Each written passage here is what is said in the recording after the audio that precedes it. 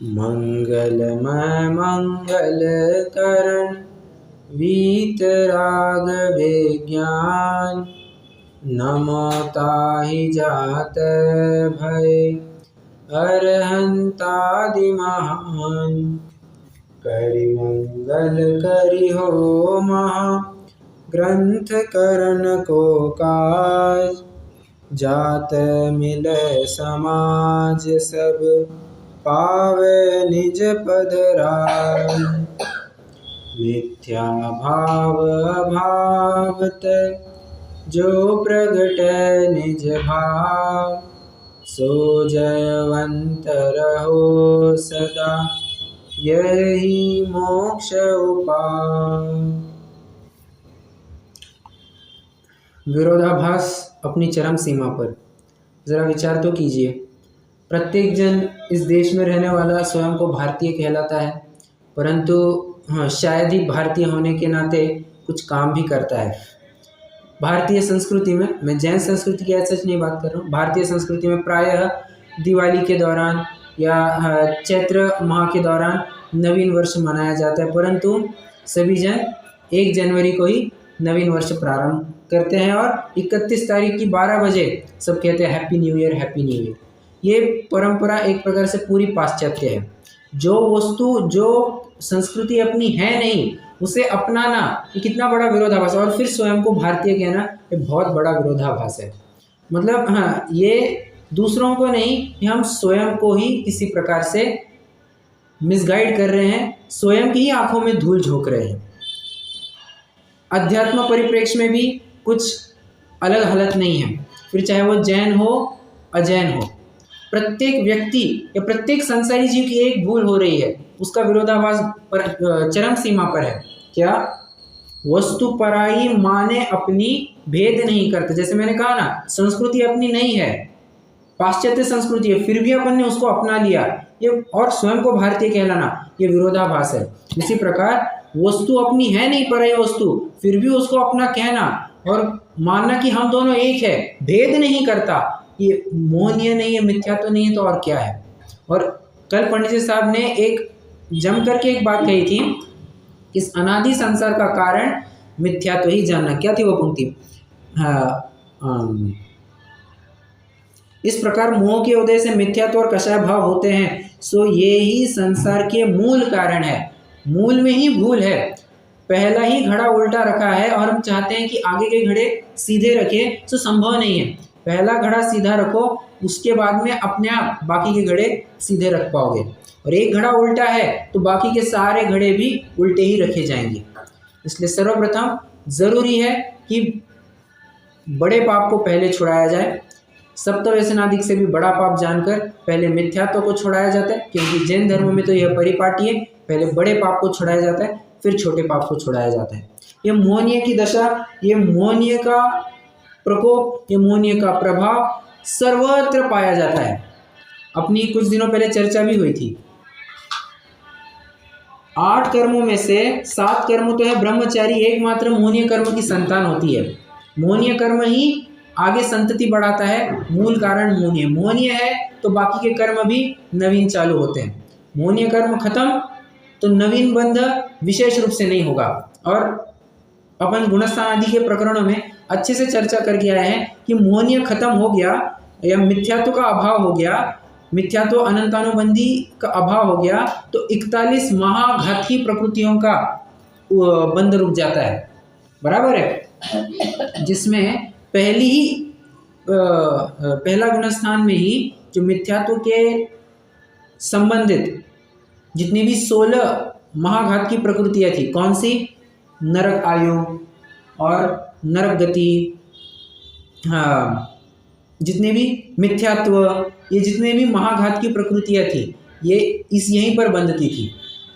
अब जैसे जैसे ऊपर जाएंगे वे आगे नहीं बंधती है। ठीक है, तो मोहनीय को मिटाने का सर्वोपरि प्रयास होना आवश्यक है। अब मोहनीय की चर्चा तो कर चुके, अब आगे बढ़ना है,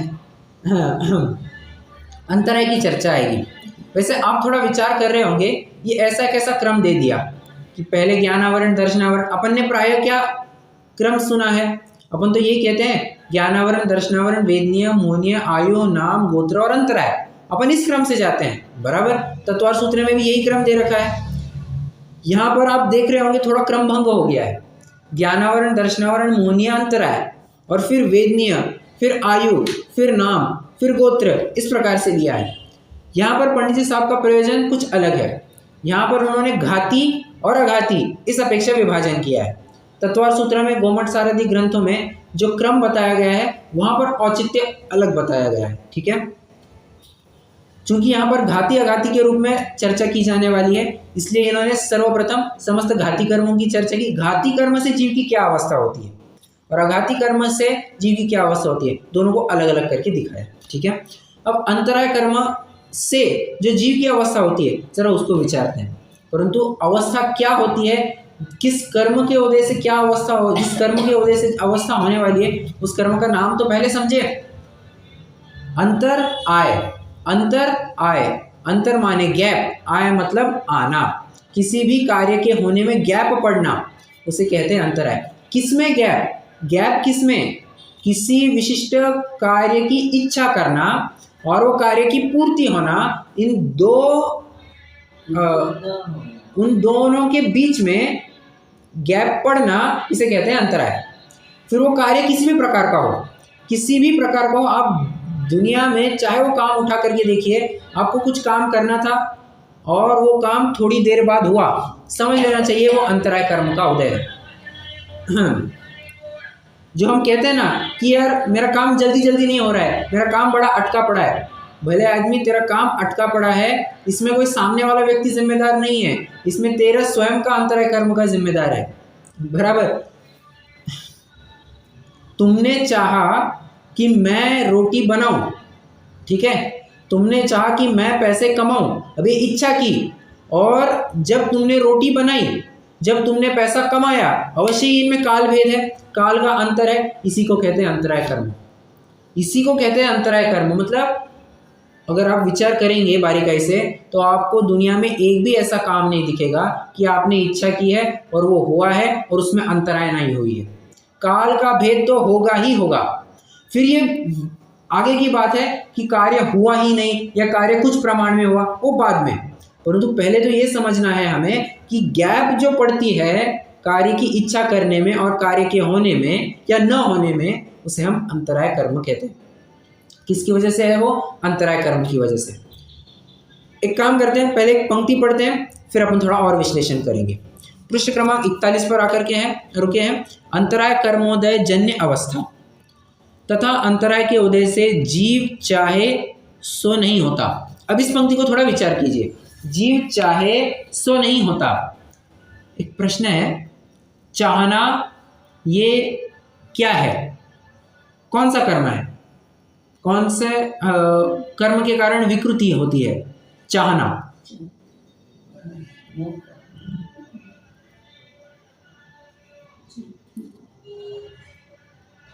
बताइए, चाहना, इच्छा उत्पन्न होना, कौन से कर्म की वजह से कहेंगे? बराबर, मोहनीय के उदय से कहें, मोहनीय के निमित्त से जीव को इच्छा होती है, किसी भी कार्य को करने की चाह होती है। अब समझना, यही से बात प्रारंभ होती है। अंतराय कर्म की बात क्या कहते हैं कि जीव ने कोई कार्य करना चाहा और वो कार्य हुआ या नहीं हुआ, उसमें जो काल भेद पड़ा उसे अंतराय कर्म कहते हैं। परंतु अंतराय कर्म की परिभाषा में भी मोहनीय कर्म का प्रभाव आया है, मोहनीय कर्म का अंश आया है। कैसे? अरे परिभाषा में कह रहे ना, जीव ने कुछ कार्य करना चाहा, मतलब पहले मोहनीय का उदय होगा, मोहनीय कर्म आड़े आएगा, उसकी वजह से तुम कुछ इच्छा करोगे और फिर उस इच्छा के अनुसार तुम्हारा कोई काम होना है नहीं होना है, ये अपन बात ही देख लेंगे। परंतु शुरुआती कहाँ से हो रही है? मिथ्यात्व से हो रही है, मोहनीय से हो रही है। हाँ, अपन कुछ उदाहरण लेते हैं, ठीक है। आपको मान के चलिए भोजन करना था, तो भोजन करने की इच्छा और आपने जिस समय भोजन किया, इसमें गैप पड़ गया। ये गैप पड़ना अंतराय कर्म की वजह से, परंतु भोजन करने की जो इच्छा उत्पन्न हुई है वो मोहनीय कर्म की वजह से। समझ में आ रहा है क्या? फिर से और उदाहरण लेते हैं। मान के चलिए हमें गाड़ी खरीदनी है, आलीशान गाड़ी खरीदनी है। कौन सी खरीदनी है साहब? हाँ, आप बोलो वो खरीद लेते हैं। मर्सिडीज खरीदनी है, BMW खरीदनी है, ऑडी खरीदनी है, कौन सी खरीदनी है आप बताओ? चलो हाँ टेम्पो खरीद लेनी है, जो खरीदनी है वो खरीद लेते हैं। जो कोई भी गाड़ी आपको पसंद आए, हाँ पसंद आए, अब क्या कहे, पर ठीक है। हाँ, मान के चलिए हमें BMW की गाड़ी खरीदी करनी है, तो BMW मुझे खरीदनी है और आप उसे खरीदी नहीं कर पाए, क्यों? मान के चलिए उसी समय आपके पैसे कम पड़ गए, या मान के चलिए उसके आपने जो रेट फिक्स किया था वो रेट ज़्यादा हो गया, या आपके एक्सपेक्टेशन के बाहर चला गया, या फिर हाँ अच्छा ऐसे मान के चलिए आप गाड़ी खरीदी करने गए सॉरी, सामने वाले की दुकान ही बंद थी, जो शोरूम वाला था वो शोरूम ही बंद थी। अब गाड़ी खरीदी कर पाएंगे क्या? नहीं कर पाएंगे। बस यही है अंतराय कर्म। परंतु वो अंतराय कर्म के पहले जो तुमने इच्छा की वो इच्छा होती है मोहनीय से। मतलब समझिए, आपका अंतराय कर्म भी कब काम में आएगा? अंतराय कर्म का उदय है या क्षयक्ष में कब कहेंगे? जब तुम कोई विशिष्ट इच्छा करोगे। अगर इच्छा नहीं करोगे तो मोहनीय भी नहीं होगा और तत्संबंधी फिर अंतराय भी नहीं होगा। अब लॉजिकली विचार कीजिए, अगर आपने गाड़ी खरीदने की इच्छा नहीं की होती तो क्या ये हम कहते कि नहीं यार उसको गाड़ी खरीदने में अंतराय आ गया? क्या हम ऐसा कहते? अगर गाड़ी खरीदने की इच्छा नहीं की होती क्या हम ऐसा कहते कि गाड़ी खरीदने में अंतराय आ गया? नहीं कहते। क्यों? क्योंकि इच्छा नहीं की है। इच्छा की होती फिर बाद में कार्य हुआ नहीं हुआ ये बाद में देखेंगे। इच्छा की ये मोहनीय। मैं बार बार फोकस किस पे कर रहा हूँ? इच्छा करना, क्योंकि अंतराय कर्म का भी बेस मोहनीय कर्म ही है। तुम इच्छा करोगे तो कोई कार्य करने की इच्छा रखोगे, बरोबर, और उस अनुसार फिर अंतराय कर्म तुम्हारा निश्चित होगा। अब प्रश्न ये है, मान के चलिए हमने कोई इच्छा की BMW खरीदनी है, 70 लाख रुपए में, 75 लाख रुपए में कोई मर्सिडीज या BMW खरीदनी है। खरीद ली साहब, तो हमने गाड़ी खरीद ली, इसे कहेंगे अंतराय कर्म का क्षयोक्षम। और मान के चलिए हम गाड़ी नहीं खरीद पाए, इसे कहेंगे अंतराय कर्म का उदय। दो बातें हैं, अंतराय कर्म का उदय और अंतराय कर्म का क्षयोक्षम। उदय से क्या होगा? तुम्हारा कार्य ही नहीं होगा। और क्षयोक्षम से क्या होगा? जो तुमने इच्छा की थी उसके थोड़े बहुत प्रमाण में वो कार्य सिद्ध हो जाएगा। ठीक है, मुझे भोजन करना था, ठीक है, सामने वाले ने भोजन ही नहीं दिया, मम्मी ने भोजन ही नहीं दिया, पत्नी ने भोजन ही नहीं दिया। ये क्या है? ये भोजन नहीं दिया मतलब ये है भोजन बनाया दिया नहीं। अब उदाहरण ले रहे हैं अपन, भोजन दिया नहीं, तो ये क्या हो गया? तुम्हारे अंतराय कर्म का उदय है। और मान के चलिए तुमको भोजन परोसा, तुम्हारे अंतराय कर्म का क्षयोक्षम है। ठीक है, फिर से मैं एक बार दोबारा दोहरा रहा हूं। चालू कहाँ से करना है? इच्छा से। ठीक है, आप चाहे तो एक टाइमलाइन बना सकते हैं। एक पॉइंट लिखिए और उसको एरो करके लिखिए। एक काम कीजिए, एक लाइन खींचिए पहले, ठीक है, एक लाइन खींचिए, छोटी लाइन, छोटी एक मीडियम लाइन खींचिए। चलिए एक मीडियम लाइन खींचिए, उसका जो स्टार्टिंग पॉइंट है उसको थोड़ा सा गोल कीजिए और नीचे एरो करके लिखिए जीव ने इच्छा की। ठीक है, जो लाइन का दूसरा छोर है वहां पर सर्कल करके लिखिए, एरो करके नीचे लिखिए कार्य हुआ, ब्रैकेट अंतराय कर्म का क्षयोक्षम। उसके तुरंत नीचे लिखिए कार्य नहीं हुआ, अंतराय कर्म का उदय। अब टाइमलाइन के माध्यम से आप समझ सकते हैं। ठीक है, कहना चाहते हैं कि जितने काल के लिए तुम्हारी वो इच्छा बनी रही और तुम्हें वो विषय की प्राप्ति नहीं हुई, उतने काल के लिए अंतराय कर्म का उदय। और जैसे ही वो विषय मिला, अंतराय कर्म का क्षयोक्षम। ठीक है, क्षयक्षम और उदय आप समझ रहे हैं? समझा क्या? अगर नहीं समझा तो ये आपके भी अंतराय कर्म का उदय।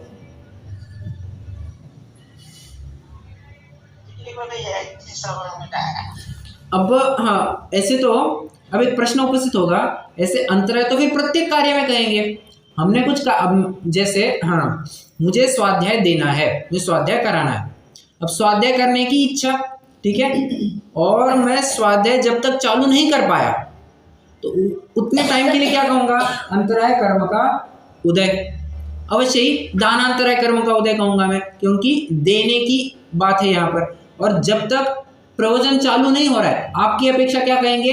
लाभांतराय कर्म का उदय, हमें लाभ नहीं हो रहा है। हाँ, मैंने तो वैसे प्रकरण में प्रवेश भी कर दिया।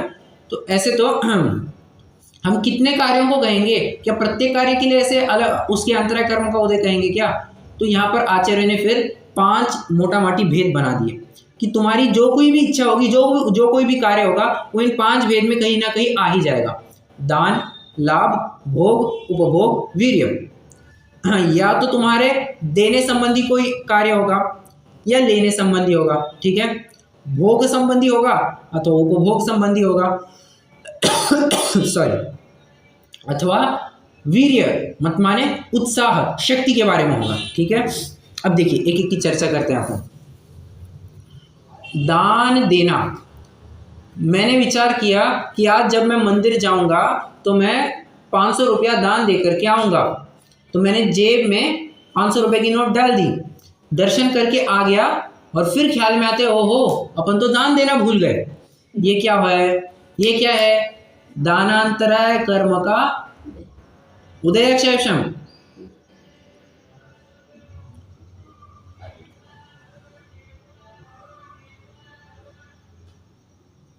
क्या बात है? उदय। हाँ उदय। ये आज क्या बात है, सभी जन ठंडे पड़े हैं? सबके अंतराय कर्म का उदय चल रहा है क्या?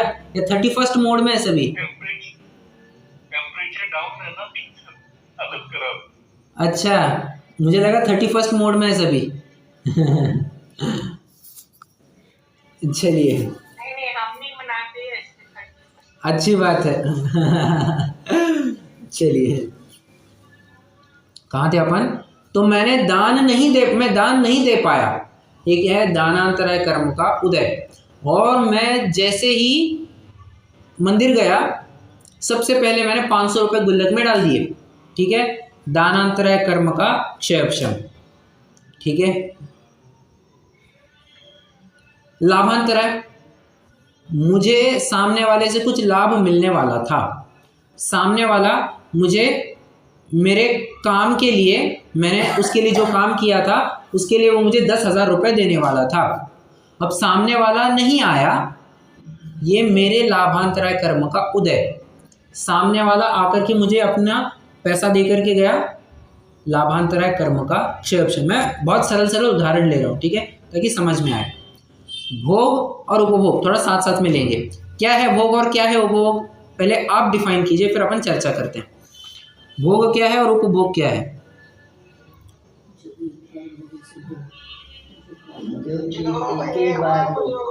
जैसे खाना वो भोग, और जो बार बार यूज किया जा सके वो भोग, जैसे कपड़े। करेक्ट, बराबर, सही समझा आपने। हाँ, सही समझा और सही समझाया है। हाँ, जो एक बार जिसका प्रयोग होवे उसे भोग कहते हैं, जो बार बार प्रयोग में आए उसे उपभोग कहते हैं। जैसे पूरे दिन अपन कपड़े पहन करके होते हैं, क्या है ये? उपभोग, कपड़े का उपभोग हो रहा है। भोजन क्या अपन पूरे दिन कर रहे हैं क्या? नहीं, विशिष्ट काल में कर रहे हैं, वो भोग कहा जाएगा। हाँ, आचार्य समंत भद्र ने बड़े सरल शब्दों में कहा है, भुक्त्वा परिहातव्यो भोगो भुक्त्वा पुनश्च भोक्तव्य उपभोगोशन वसन प्रभृति पंचेंद्रियो विषय। क्या कहते हैं? भुक्त्वा परिहातव्यो, भोगो, भोग किसे कहते हैं? भुक्त्वा परिहातव्य, एक बार उसका सेवन किया, परिहातव्य उसको छोड़ दिया। यूज एंड थ्रो जैसी जो पॉलिसी है, भोजन अपन ने किया फिर भूल गए, ऐसा कपड़े के साथ नहीं होता है। कपड़े पहने हुए हैं, ठीक है, ऐसा नहीं कि 1 सेकंड के लिए पहन लिया और छोड़ दिया, नहीं, पहने रखते हैं, ठीक है। तो हाँ, और भोगो भुक्त्वा पुनश्च भोक्तव्य उपभोगो, और एक बार भोगने के बाद पुनः उसका भोग किया जाए, जो बार बार प्रयोग में आए उसे उपभोग कहते हैं। जैसे अशन वसन, अशन मतलब भोजन और वसन मतलब कपड़ा। अपन ने जो उदाहरण लिए थे आचार्य देव भी वही उदाहरण देते, अशन मतलब भोजन, वसन मतलब कपड़ा। अशन अर्थात भोजन ये आएगा भोग में, कपड़े आएंगे उपभोग में, ठीक है। तो अब देखिए, मैं लड्डू खाना चाहता था, मैंने लड्डू खाने को लिया, किसी ने आकर के मेरे हाथ से लड्डू छीन लिया। तुम्हें तो डायबिटीज है, तुम्हें तो शुगर है, तू क्यों खाता है? हाँ, अंतराय कर्म का, भोगांतराय कर्म का उदय, भोगांतराय कर्म का उदय। अपन क्षयक्षम और उदय दोनों साथ साथ में ले रहे हैं, ठीक है। और हाँ, किसी ने बड़े ही करुणा बुद्धि से कहा, ठीक है बेटा शुगर है तुझे, पर एक आध बार कभी खाया तो चलता है। तो ऐसा कोई कहेगा, थोड़ा सा उसके अहित की बात कर रहा है वैसे, परंतु कोई कह देता है, तो ये क्या है? उसके भोगांतराय कर्म का क्षयोक्षम, ठीक है। हाँ, उपभोग, मुझे कोई कपड़ा खरीदना था, हालांकि खरीदना आप लाभांतराय में भी ले सकते हैं, अब पहनने के रूप में लीजिए। चलिए, मुझे कोई विशिष्ट कुर्ता पहनना था, मुझे कोई विशिष्ट साड़ी पहननी थी, मुझे कोई विशिष्ट ड्रेस मटेरियल पहनना था, तो वो मैं नहीं पहन सका। क्यों? मेरे भाई ने, मेरी बहन ने, मेरी माँ ने, मेरे पिता ने, जो कुछ भी उन्होंने ले लिया और खुद ने पहन लिया। ये क्या है?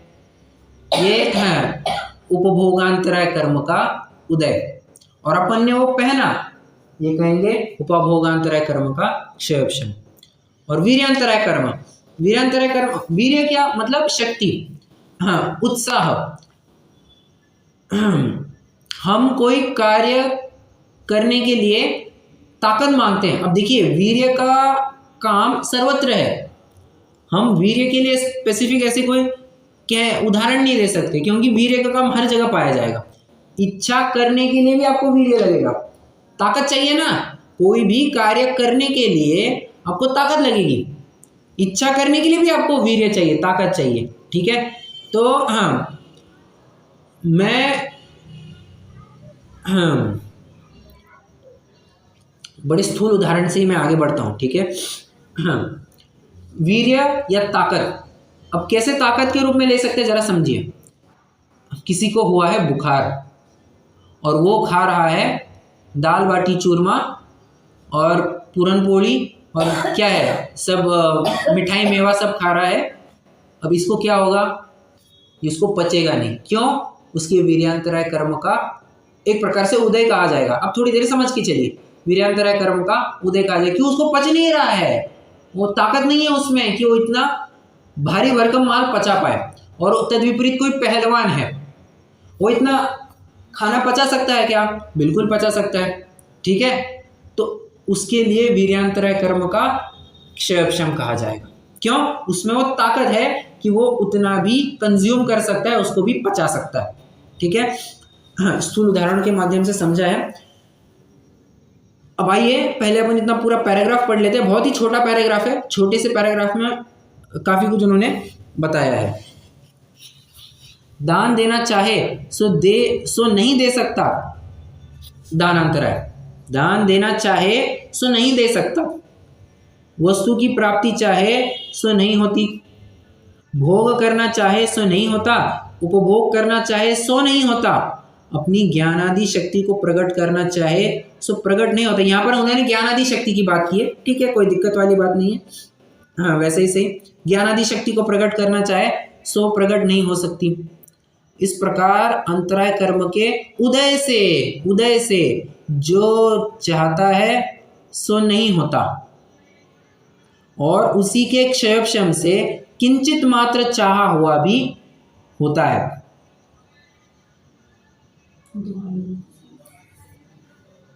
चाह तो बहुत है, परंतु किंचित मात्र दान दे सकता है, लाभ होता है, ज्ञानादि शक्ति प्रकट होती है, वहां भी अनेक बाह्य कारण चाहिए। इस प्रकार घाती कर्मों के उदय से जीव की अवस्था होती है। हाँ, यहाँ पर जरा समझिए अभी। हाँ,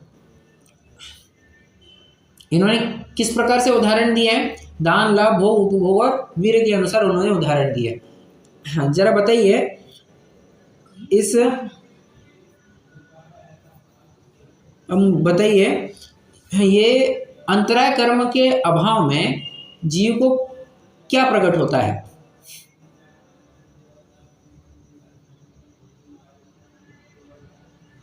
वीर्य। अनंत वीर्य, बराबर, अनंत वीर्य कहेंगे अपन। क्यों साहब? हाँ, दान, लाभ, भोग, उपभोग और वीर्य कहाँ चले गए?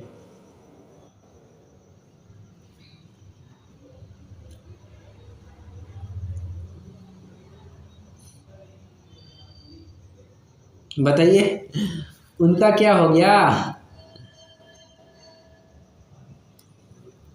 वो सब भी शक्ति है एक तरह से, इसलिए वो उसी में इंक्लूड हो गया। आप ऐसा एक अपेक्षा से बिल्कुल कह सकते हैं कि दान, लाभ, भोग और उपभोग को वीर्य के खाते में डाल करके अनंत वीर्य के अंतर्गत सब ले लिया। दूसरी अपेक्षा ये भी बनती है, अगर आप नव केवल लब्धि की चर्चा करते हैं तो वहां पर बराबरी से क्षयिक दान, क्षयिक लाभ, क्षयिक भोग, क्षयिक उपभोग और क्षयिक वीर्य पांचों को गिना है वहां पर, तो इनका भी जिक्र किया गया है। तो अपेक्षा का फर्क है, जहां जैसी अपेक्षा हो वैसे समझ लेना चाहिए। ठीक है, अब एक प्रश्न है मेरा, घाती कर्म करते क्या है? मैं कुछ अच्छी चीज बताऊंगा, घाती कर्म करते क्या है?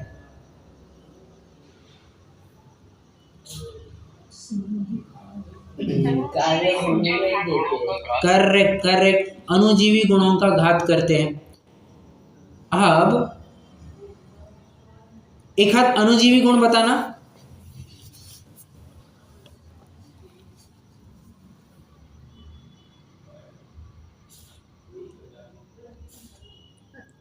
बताइए।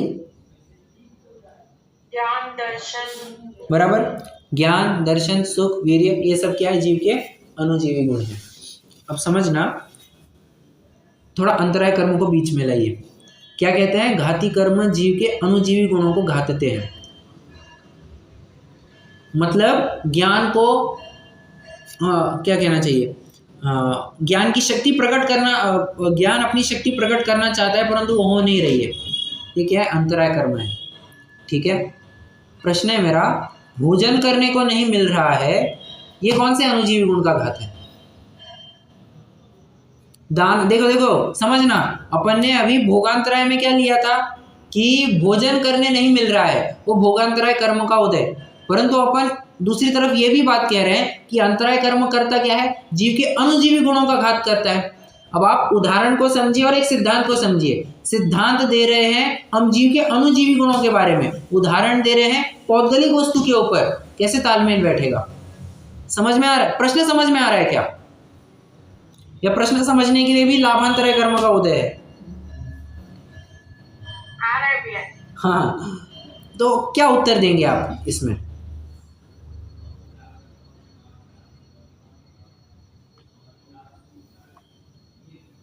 सुख का घात कर रहे हैं सब। क्या? सुख का घात कर रहा है।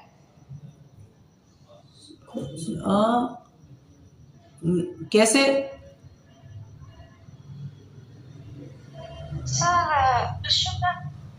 इंद्रिय कर्म का उदय होएगा, भूख लगेगी तो भोजन करना चाहता है। एक मिनट, कुछ हाँ अलग तो नहीं सुन लिया, फिर से एक बार। सब भोजन में ये क्या है, भोजन मिलने से सुखी हो जाएगा कि हाँ मिल गया, थोड़ा जीव को शांति मिलेगी। अरे अरे अरे अरे अरे, ये थोड़ा सा उल्टा हो गया।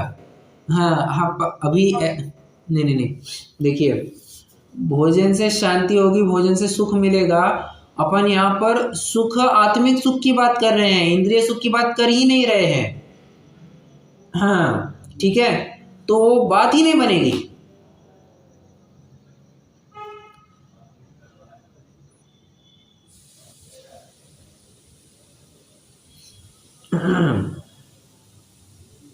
तो बात इतनी है ज़्यादा कुछ टफ नहीं है, आपको थोड़ा सा अटपटा भी लग सकता है, उत्तर बड़ा ही सिंपल है। समझाने के लिए उन्होंने ऐसा समझाया है, पर वस्तु के माध्यम से उन्होंने समझाया है कि ऐसा ऐसा होता है। परंतु वास्तव में अगर देखेंगे तो सामने वाली वस्तु मुझे नहीं मिली, इससे मेरा क्या कम ज़्यादा होगा। अब विचार कीजिए, मुझे मान के चलिए हाँ एक अंगूठी नहीं मिली, इससे मेरे अणुजीवी गुणों में क्या फर्क पड़ने वाला है। समझ में आ रहा है क्या? मैं ये कह रहा हूं फिर से हाँ, मेरी अंगूठी गुम हो गई, ठीक है, लाभांतरय कर्म का, अंगूठी मिल नहीं रही है, लाभांतरय कर्म का उदय कहा जाएगा, ठीक है। अब विचार कीजिए, अंगूठी मिल नहीं रही है, तो अंगूठी मिले या ना मिले, इससे मेरे अणुजीवी गुणों में कुछ फर्क पड़ने वाला है क्या?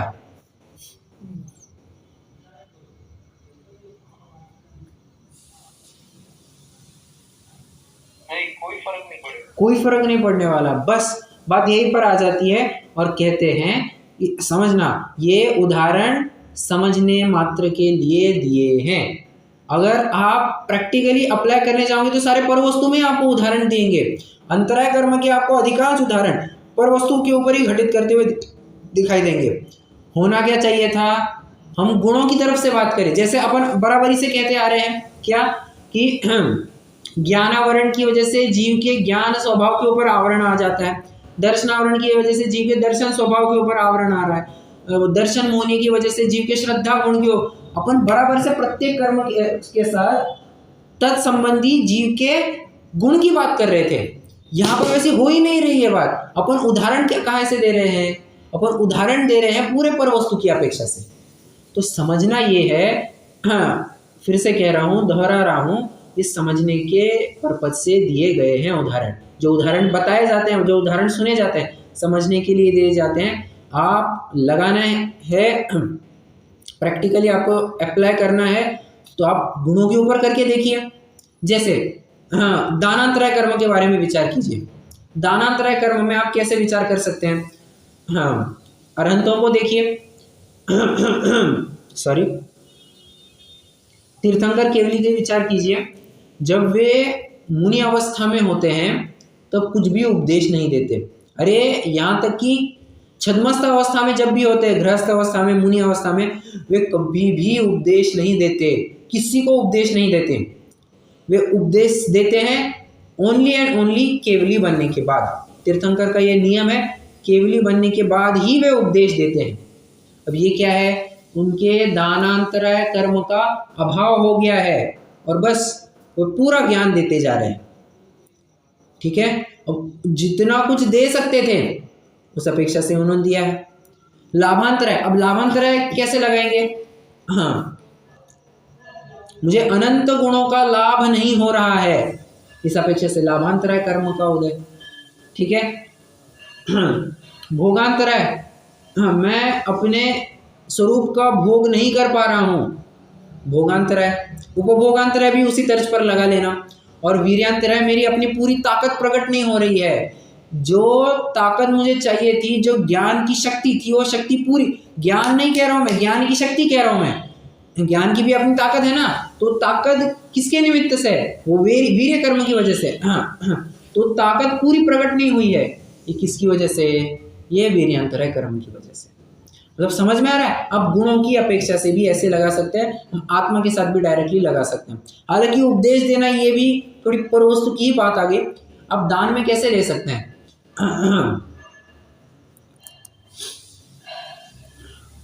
दान में घटित करना थोड़ा सा टफ लगेगा, दान में घटित करना थोड़ा सा टफ होगा। और एक और कारण है, ठीक है, मैंने एक कारण तो क्या दिया, ये तो समझने के पर्पज से है। दूसरा कारण एक थोड़ा सा आपको सही भी लग सकता है, क्योंकि देखिए ना, दान, लाभ, भोग और उपभोग ये प्रायः परवस्तुओं के सापेक्षी बात किए जाते हैं। आप समझिए दान, लाभ, भोग और उपभोग, इन चारों का जिक्र परवस्तु सापेक्षी किया जाता है। ये ऐसा नहीं कहे, आपने शायद ही ऐसा कभी सुना होगा कि मैंने खुद को पैसे दान किए। ये क्या है? मतलब मुझे खुद के ही पैसे का खुद को लाभ हो, ये क्या बकरा है, ऐसे लगेगा कुछ भी कह रहा है ये। तो हाँ, ये पर सापेक्षी हुआ करता है, इसलिए उदाहरण भी पर सापेक्षी दिया करते हैं। समझ में आ रहा है? तो अलग अलग अपेक्षाएं हैं, क्यों उदाहरण परवस्तु सापेक्ष दिए जाते हैं। हाँ, अगर वीर्य की बात करेंगे तो डेफिनेटली आपको वीर्य गुण के बारे में बात की जाएगी, ठीक है। तो उस अपेक्षा से समझ सकते हैं। अंतराय कर्म की बात इतनी है कि अंतर आय, आपके किसी भी कार्य में गैप पड़ना। अब कौन से कार्य में? हमने जो कार्य चाहा था, जो इच्छा की थी, उस इच्छा करने में और इच्छा की पूर्ति होने में जो अंतर पड़ा, जो गैप पड़ा, वो अंतराय कर्म की वजह से। परंतु अंतराय कर्म का उदय या क्षयक्षम तभी कहेंगे जब तुमने कोई इच्छा की हो। केवली भगवान ना कोई इच्छा करते हैं, इसलिए उनकी अंतराय कर्म का भी उदय नहीं कहेंगे। सिर्फ अब देखिए ना, अपन ने अभी एक लॉजिक बनाया, मोहनीय कर्म करेगा, मोहनीय कर्म होगा तो जीव इच्छा करेगा, और इच्छा करेगा तो ही अंतराय कर्म का रोल आएगा। अगर जीव इच्छा ही नहीं करेगा तो अंतराय कर्म काहे का, बराबर? तो अंतराय कर्म ही नहीं कह पाएंगे। हाँ, चलिए, कोई प्रश्न है किसी को? Yes, sir, you can continue, sir. Actually बोल रहे हैं अंतराय ये तो हर काम में अप्लाई होगा, अंतराय तो हर काम में होगा। एग्जैक्टली, उसमें टाइम तो लगता ही है। एग्जैक्टली, हाँ, हर काम में आप दिन भर के प्रत्येक काम को उठाइए, हर काम में आपको अंतराय मिलेगा, हर काम में। जैसे हाँ, भोजन का उदाहरण बहुत हो गया। मुझे अखबार पढ़ना है, अब मुझे बड़ी इच्छा हुई कि मुझे अखबार पढ़ना है, और मैंने जब अखबार पढ़ा 2 घंटे के बाद, तो उसने 2 घंटे के लिए क्या था? अखबार पढ़ने संबंधी अंतराय कर्म का उदय।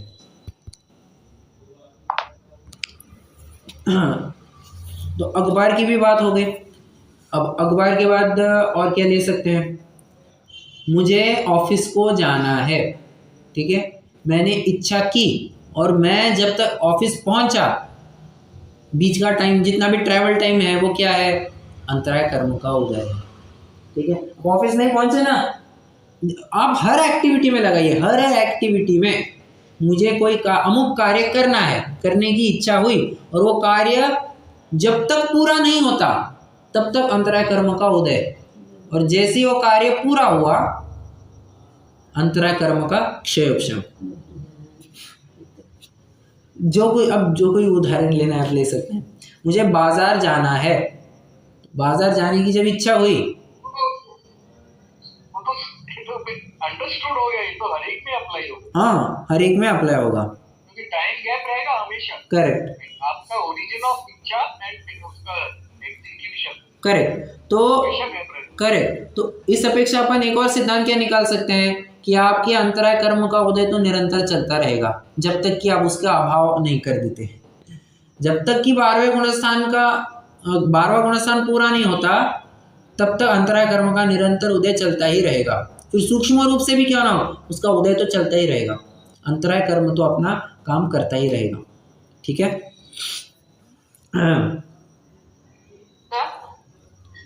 हाँ जी, ये अणुजीवी गुण का और अंतराय का कैसे रिलेट करेंगे? नहीं, देखिए, अच्छा प्रश्न है। अंतराय कर्म ये एक घाती कर्म है, बराबर, और घाती कर्म का मूल स्वरूप होता है अणुजीवी गुणों का घात करना। रिलेट कर पा रहे हैं अभी? तो अंतराय कर्म घाती कर्म का ही एक भेद होने से उसका भी काम अणुजीवी गुणों को घातना ही है।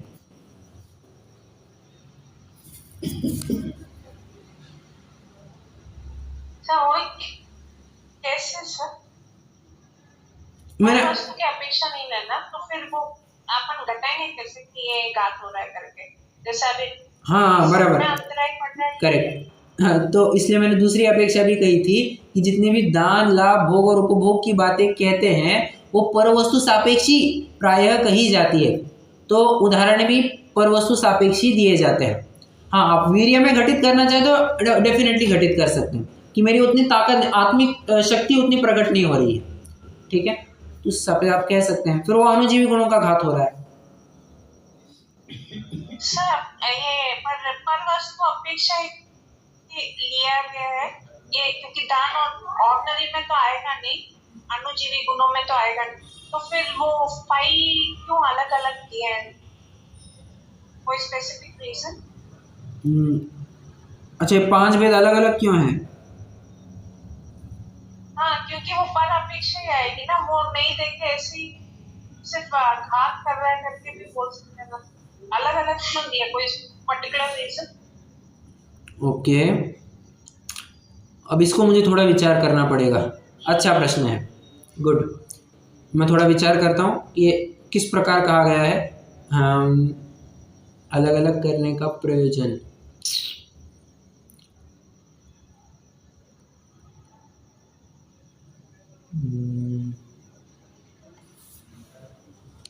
I'll let you know.